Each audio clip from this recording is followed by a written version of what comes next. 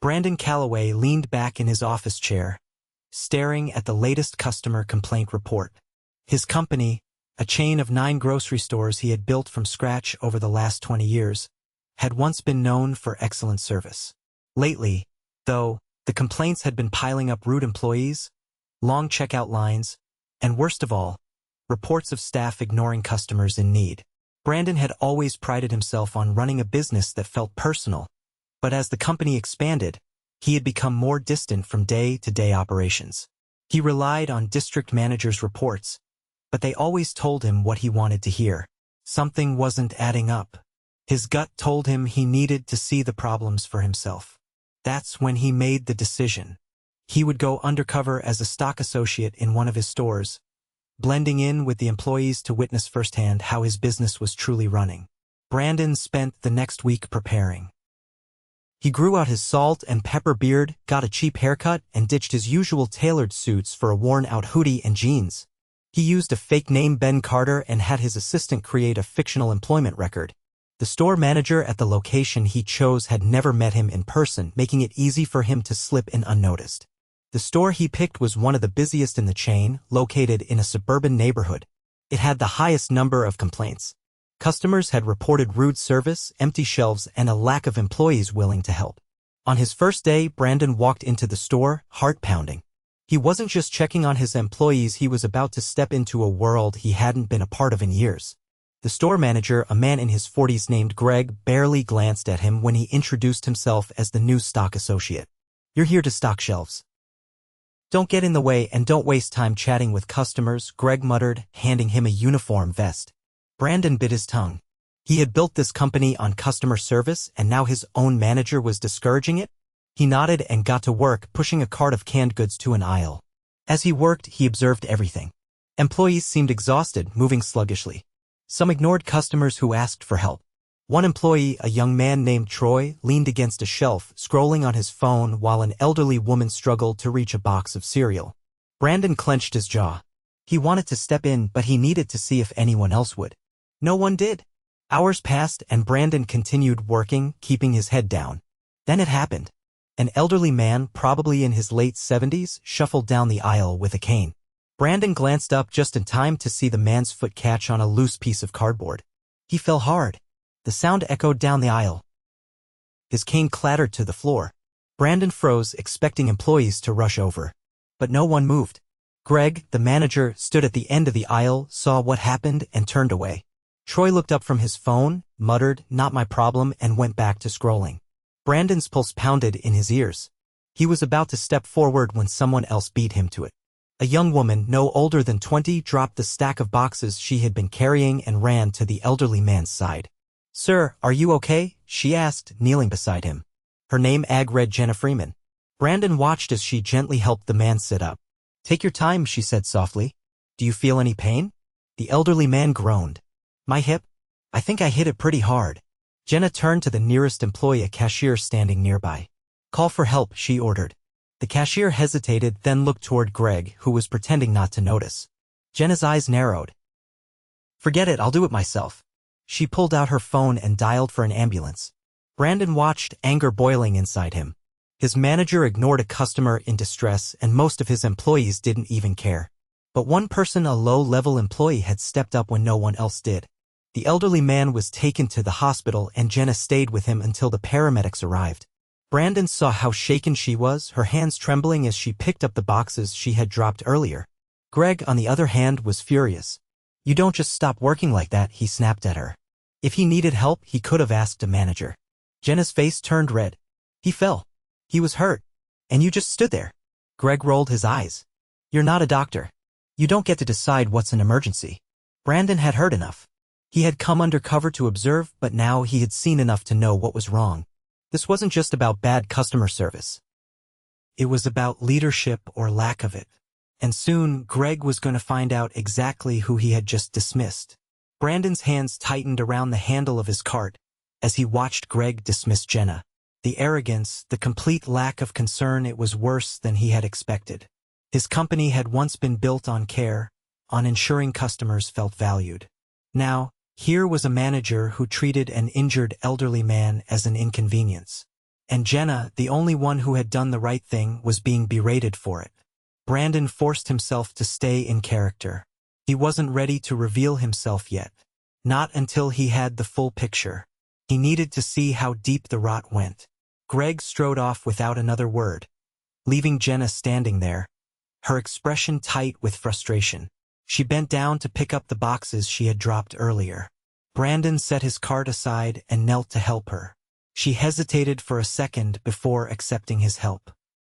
They worked in silence for a moment before she let out a deep sigh. "Thanks," she muttered. "Not that it matters. Greg'll probably write me up for this." Brandon glanced at her. "For helping a customer?" She let out a humorless chuckle. "For wasting time. He doesn't care about customers, only numbers. As long as the registers keep ringing, nothing else matters." Brandon processed her words carefully. He had always believed that strong leadership was the backbone of a business. But if Greg was running things this way, how many other managers in his company shared the same attitude? Jenna stacked the last box and dusted off her hands. "You're new here, right?" she asked. Brandon nodded. "Word of advice? Keep your head down. Don't ask questions. Just do what you're told." She hesitated, then lowered her voice. "And if you see something wrong, pretend you didn't." Brandon frowned. "That bad?" Jenna gave a half shrug. "Worse than you think." Then, before he could ask anything else, she walked away. Brandon watched her go, his mind churning. If employees were afraid to speak up, that meant problems were being buried. And if problems were being buried, then things were likely even worse than he had realized. He spent the rest of the day observing. The store was understaffed, with only a handful of employees scrambling to keep up with restocking and customer service. The shelves were a mess, with expired products shoved to the back and fresh items haphazardly placed. Cashiers looked exhausted, their expressions blank as they rang up customers. There was no energy, no pride in the work. And Greg? He spent most of his time in the back office, only emerging when something irritated him. By the end of the shift, Brandon had seen enough to confirm his suspicions. This store was being mismanaged from the top down. Employees weren't the problem, it was leadership. As he clocked out, he noticed Jenna sitting in the break room, staring at the screen of her phone with a troubled expression. Something told him to check in on her. He grabbed a soda from the vending machine, popped the tab, and sat across from her. "Long day?" he asked. Jenna looked up, startled for a moment before recognition set in. She exhaled, running a hand through her hair. "Yeah, but that's every day here." Brandon took a sip and leaned back. "You ever think about leaving?" She let out a short laugh. "All the time. But I need the job. My mom's sick and I help with bills. So I put up with Greg and all of this because I don't have another choice." Brandon studied her. She wasn't just a good employee, she was someone holding things together despite the odds. "You ever tell corporate about what's going on here?" he asked. Jenna snorted. "Corporate doesn't care. Complaints get reviewed and then ignored. Greg's been running this place like this for years and nothing ever changes." Brandon's stomach twisted. If what she was saying was true, then his leadership team had failed him. Jenna glanced at the clock and sighed. "I should head out." She stood, tossing her empty water bottle in the trash. "See you tomorrow, newbie." Brandon gave a nod, watching as she left. He had come here expecting to find lazy employees and bad attitudes. Instead, he had found people beaten down by poor leadership. That night, he sat in his motel room staring at the ceiling. Tomorrow, he was going to push harder. And soon, the people responsible for this mess were going to be held accountable. Brandon arrived the next morning with a plan. He had seen enough to know that this store was failing because of leadership, and now he needed to push harder to see how Greg handled pressure, how the employees responded to conflict, and how deep the neglect ran. As soon as he stepped inside, he noticed the tension. Employees moved with the same sluggish exhaustion as the day before, but there was something else, a quiet nervousness. Jenna was at the front, setting up a new display near the registers, her movements stiff, her jaw tight. Greg stood by the service counter, speaking in a low voice to another supervisor. His expression was pinched with irritation. Brandon grabbed a cart and started stocking shelves, positioning himself near enough to overhear. Greg was frustrated. A district supervisor had called that morning, asking about an incident involving an elderly customer the previous day. Someone had reported it. Brandon's mind immediately went to Jenna. She had struck him as someone who wouldn't let things slide, and it seemed she had taken action. Greg muttered something about employees overreacting and brushed it off. But Brandon caught the way his fingers drummed against the counter, a flicker of anxiety. He wasn't as untouchable as he pretended to be. Brandon spent the morning watching him more closely. A mother with 2 young children struggled to find an item in the dairy section. She approached Greg, asking for help. He barely glanced up from his clipboard before waving toward an aisle and giving a vague answer. The woman looked confused, then frustrated, before eventually giving up. A delivery arrived late, throwing off the stocking schedule. Instead of adjusting the workflow, Greg snapped at the employees, blaming them for the delay even though it was out of their control. Brandon noted every detail. By midday, the store had fallen into its usual routine: understaffed, disorganized, and tense. Brandon took his lunch in the break room, where a few employees sat around picking at their meals. Jenna was there, sitting apart from the others. Her face was drawn, her shoulders tense. Brandon sat across from her. He didn't ask questions right away, just waited. Finally, she exhaled and muttered that Greg had pulled her aside that morning. He had warned her about causing problems and told her that going over his head wouldn't get her anywhere. Brandon felt his jaw tighten. Greg had confronted her for doing the right thing. Jenna shook her head, saying she wasn't surprised. She had seen employees get written up for less. One guy had been fired a few months ago for calling out safety violations. Complaints never went anywhere because Greg had a way of making sure they disappeared. Brandon asked if the district manager ever showed up. Jenna scoffed. Maybe once a year, she said, and even then, Greg made sure everything looked perfect when they visited. Brandon's stomach churned. He had trusted his leadership team to keep things in check, but clearly, that trust had been misplaced. He was done watching. It was time to act. That afternoon, he waited for the right moment. The store was busy, and Greg was in the back, likely avoiding the rush. Brandon stepped into the manager's office without knocking. Greg looked up, scowling. Brandon shut the door behind him and pulled off his employee vest. Greg's irritation turned to confusion. Brandon stated his full name. The color drained from Greg's face. Brandon didn't raise his voice. He didn't need to. He laid out everything he had seen: the neglect, the poor leadership, the way employees were afraid to speak up. He listed the customer complaints, the safety violations, the toxic environment Greg had fostered. Greg stammered, trying to defend himself. He said the store was understaffed, that his employees were lazy, that Brandon didn't understand how hard it was to run a location like this. Brandon cut him off. Leadership wasn't about making excuses. It was about accountability. And Greg had failed. Greg's protests died out. He knew what was coming. Brandon informed him that his employment was terminated immediately. Greg tried to argue, but Brandon didn't engage. He opened the door, called in a senior employee to witness the decision, and made it clear Greg was done. The store fell silent as Greg was escorted out. Employees exchanged glances, whispers spreading like wildfire. Brandon didn't waste time. He gathered the staff, addressing them as their CEO. He acknowledged the problems. He admitted that leadership had failed them and that the culture of fear Greg had created was unacceptable. He promised immediate changes: better staffing, direct communication with corporate, and an open-door policy for concerns. Jenna stood near the back, arms crossed, watching him carefully. Brandon met her gaze. She had been the only one to step up, the only one to put the customer first. He announced that she was being promoted to a supervisory role. Jenna's eyes widened. She hesitated, then nodded, understanding what it meant. The employees started to look at him differently. Not as some distant CEO, but as someone who had seen what they went through and was willing to fix it. Brandon knew this was just the beginning. But for the first time in a long time, he felt like he was truly leading his company again. Brandon didn't leave the store that day. The moment Greg was gone, the weight in the air shifted, but tension still lingered. Employees were wary, uncertain whether this was a real change or just another corporate shakeup that wouldn't amount to anything. He understood their hesitation. Words wouldn't be enough, he had to prove it with action. He spent the next several hours walking the floor, speaking with employees one-on-one. Some were hesitant to open up, but as they realized he wasn't just there for a speech and a quick exit, they started to talk. He learned that most worked under constant stress, fearing retaliation if they spoke up about issues. Some had been denied break requests during peak hours. Others had seen safety concerns ignored, just like what had happened with the elderly customer.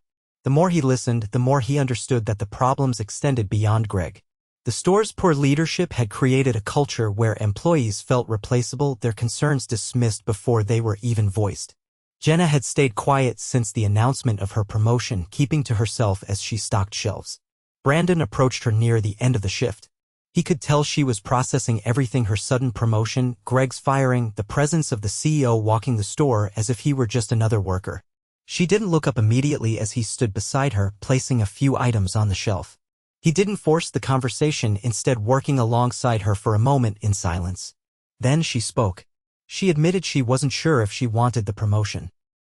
It wasn't that she didn't appreciate it, but she had seen how leadership worked in this store. She wasn't interested in becoming another person employees feared or resented. Brandon assured her that leadership wasn't about control, it was about responsibility. He told her that she had already proven she understood what mattered: people.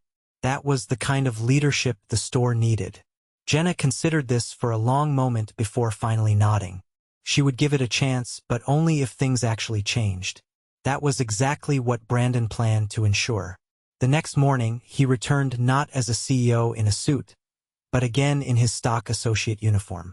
The employees were surprised to see him back, but he wasn't there to oversee from a distance.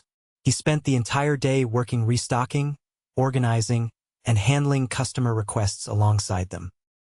He wanted to understand every layer of what they dealt with, and more importantly, he wanted them to see that he wasn't just making promises, he was invested in the change.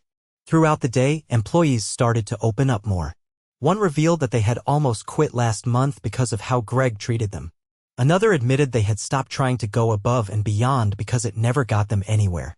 By afternoon, the atmosphere in the store had shifted. Conversations were happening between employees that hadn't before. People were moving with more ease, no longer under constant fear of doing something wrong. Brandon called a meeting before the store closed. Not a corporate speech, not a lecture, just a conversation between him and the people who made the store run every day. He laid out the changes that would happen immediately. A new manager would be brought in, one with a track record of leadership built on respect. Anonymous reporting systems would be implemented so employees could voice concerns without fear. Better staffing schedules would be created to ensure no one was overworked. Every employee would receive training on company-wide standards for safety and customer service, ones that would actually be enforced. Some employees looked hopeful. Others still seemed skeptical. That was fine. Trust wasn't built in a day. Before ending the meeting, he turned to Jenna. He acknowledged what she had done, the fact that she had been the only one to step in when it mattered most. He made it clear that leadership wasn't just about experience or seniority, it was about character. She didn't say much in response, but there was something different in her expression. Maybe not complete trust yet, but the beginning of belief. Brandon left the store that night knowing there was still work to do. One store was just the start. If this had been happening here, it could be happening in others. He needed to take a hard look at his entire company. But for now, he had done what mattered most. He had seen the truth, taken action, and ensured that no customer, no employee, would ever be ignored like that again. Brandon arrived early the next morning, stepping into the store just as the first shift began. The quiet hum of fluorescent lights mixed with the rustle of employees preparing for the day. The usual sluggish energy was still there, but something had changed. Conversations were happening between workers who had barely interacted before. Some employees moved with a little more purpose, testing the waters of this new reality. Jenna was already on the floor, organizing a shelf near the produce section. She hadn't spoken much after accepting the supervisory role, but Brandon had noticed the way she carried herself differently. There was caution in her movements, measuring how much authority she actually had now. She wasn't the type to jump into something blindly. Brandon spent the first few hours observing from the background. Without Greg looming over them, employees were slowly adjusting. Some still hesitated when making decisions, as if waiting for someone to reprimand them. Others pushed through their work with newfound focus as if realizing they actually had control over their own roles. Mid-morning, an issue arose when the store's automated inventory system flagged a discrepancy in stock levels. A delivery of frozen goods from the previous night hadn't been properly logged, leaving the system showing a shortage that didn't actually exist. It wasn't a disaster, but it was the kind of problem that had likely gone unnoticed under Greg's management. A stock associate named Luis hesitated, unsure whether to bring it up. He glanced toward Jenna, who was reviewing the morning's task list. She caught the look and set the list down, walking over. Luis explained the issue, keeping his voice low as if expecting backlash for pointing it out. Jenna listened carefully, then made a decision. She asked Luis to double-check the physical inventory while she accessed the system. Brandon, standing nearby, watched her navigate the situation. There was no panic, no frustration, just a methodical approach to solving the issue. 15 minutes later, the discrepancy was corrected and a potential supply chain issue had been avoided. This was exactly what Brandon had hoped to see: employees engaging with their work, taking ownership instead of fearing the consequences of speaking up. As the shift progressed, customers moved in and out of the store, some regulars, some new faces. An older woman struggled with a heavy basket near the dairy aisle, her hands slightly shaking as she tried to balance everything. A cashier on break noticed and stepped in to help, carrying the basket to the register for her. Brandon noted the shift. Small actions like that didn't happen in toxic environments. Employees had started to care again, or at the very least, they weren't afraid to act. But not everything was improving at the same pace. Near the back of the store, two employees debated over who was supposed to cover a break shift. One of them, a young guy named Derek, was irritated, claiming he had covered extra shifts all week and wasn't doing it again. The other, a newer hire named Mia, argued that she had been scheduled for stocking, not register duty. Brandon stepped in before it escalated. He didn't introduce himself as the CEO this time, he was just another worker sorting things out. He asked to see the schedule, then pointed out the gaps that had caused the miscommunication. The shift lead, a woman named Camille, overheard and joined the conversation. She had been with the store for nearly a decade but had never been given real authority under Greg's rule. Now she had a chance to step up. Together, they adjusted the break rotation. Derek still wasn't thrilled, but he accepted it. Mia, relieved, returned to stocking, and the tension eased. Brandon took mental notes. Some employees were willing to embrace change, but others were still wary, used to looking out for themselves. It wasn't something that would be fixed overnight. Later that afternoon, a delivery truck arrived with a shipment of dry goods, and employees moved to unload it. Brandon joined them, lifting boxes and stacking them in the back room. He didn't announce his presence, he just worked. Luis, now more comfortable speaking up, pointed out that the shelving in the back had been poorly organized for months, making it harder to unload shipments efficiently. Brandon asked who usually handled backroom organization. Luis hesitated, then admitted that Greg had controlled it, often refusing to let employees adjust anything, even when it made their jobs harder. Brandon looked at the cramped shelves, the inefficient layout that forced workers to take extra steps just to complete simple tasks. That changed today. He got to work alongside Luis and a few others, reorganizing the backroom to make space more functional. At first, employees seemed unsure, but as they realized they had permission to take initiative, they got involved. By the time the shipment was fully unloaded, the backroom ran smoother than it had in months. Jenna passed by, pausing as she saw the changes. She gave a small nod of approval before returning to her tasks. By closing time, the store had started to feel different. Some employees still carried their usual wariness, but there was an undeniable shift happening. Conversations lasted longer, problems were addressed instead of ignored, and employees took action without waiting for orders. Brandon knew it was just the beginning. Tomorrow, corporate representatives would arrive to interview employees and assess what further changes needed to happen. Long-term adjustments would take time, but the foundation was being set. As he locked up for the night, he reflected on everything he had seen. Leadership wasn't about policies or numbers alone, it was about the people who kept everything running. And for too long, those people had been ignored. Not anymore.